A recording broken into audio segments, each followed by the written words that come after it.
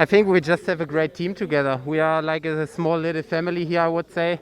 We raced for a long time together. We had a great altitude camp together, and I think we created really a close team, kind of a small family here, and that's definitely our advantage. We just heard from Nikias Arndt there. He said it's just one big family and they're all happy if one another wins, because now Sunweb has 3 stage victories in this 2020 Tour de France, and that's a lot for a team that came into this race.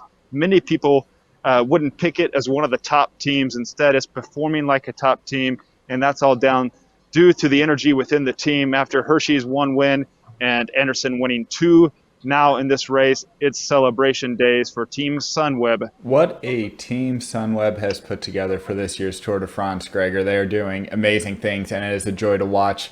Tell me about the camper riders who may not be a big happy family right now. I am talking about the green jersey contenders who decidedly lost the stage today. Yeah, it was funny because Nikias said he had a front row seat to that battle. You know, after Anderson was up the road, we all knew he was going to win the stage, 5 kilometers out. And so Nikias Arndt was able to just sit back and watch Sagan and Bennett mark each other. As Bennett, all he needed to do was sit on the wheel of Sagan, make sure that Sagan didn't get the better of him and take away more points in what is his green jersey. Now he's going to get it. All he has to do is get into the placings in Paris.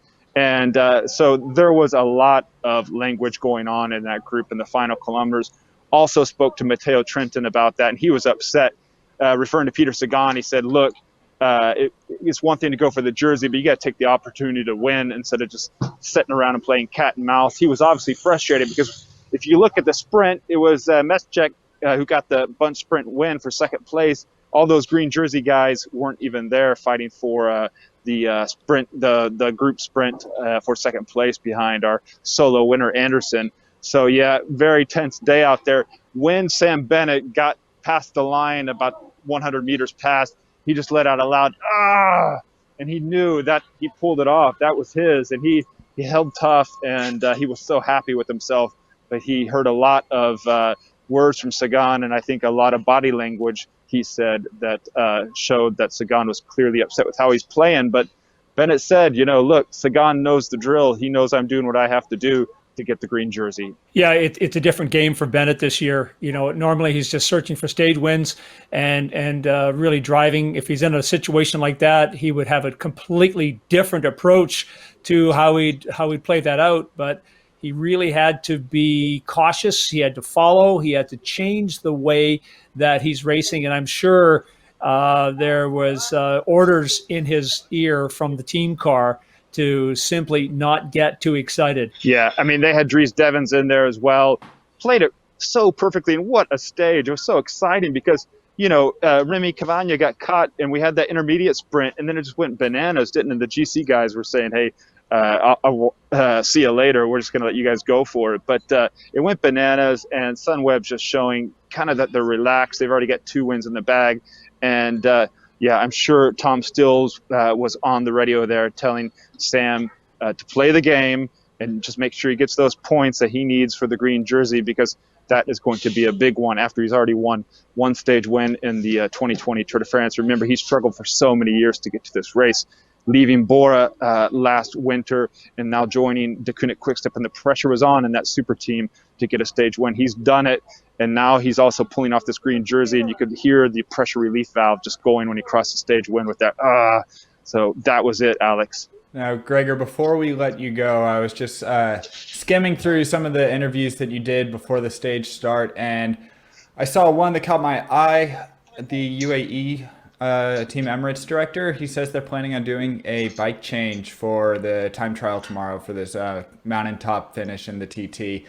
Is that what you're hearing on the ground, that most of these teams are going to be starting on a TT bike and finishing on a road bike? Yes.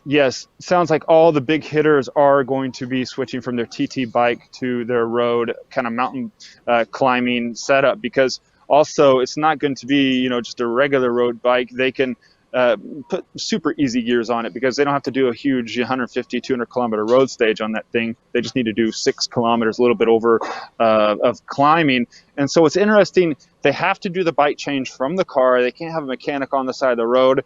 And what we understand, there's a little bit of a window space where they have to do the bike change if they're going to do one that the organizer is allowing. And so it'll be kind of tactical where you're going to do it. You want to do it probably a little bit earlier so you give yourself a little bit of time to ramp up to speed. Because we know the first ramps of La Planche de Belleville are steep in stage 20. So it's going to be interesting. It's going to add a different dynamic to the race. And it could go in favor of like a Richie Porte as he's fighting for the third place, trying to overhaul Miguel Angel Lopez from Team Astana, Hugo Hull's teammate.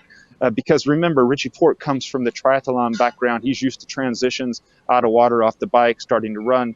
So he could be used to jumping on and off his bike. Too bad I don't think we have a cyclocrosser up in the top 5 or so, because one of those guys would be really good at it. So it'll be interesting tactics. I know Sepp Kuss is not going to change bikes, but he's going to be out there setting some times that maybe they can feed back to Roglic. Great intel, Gregor. Thank you so much. Alex, I think it's time to get into the show. Gregor, we will check in with you after tomorrow.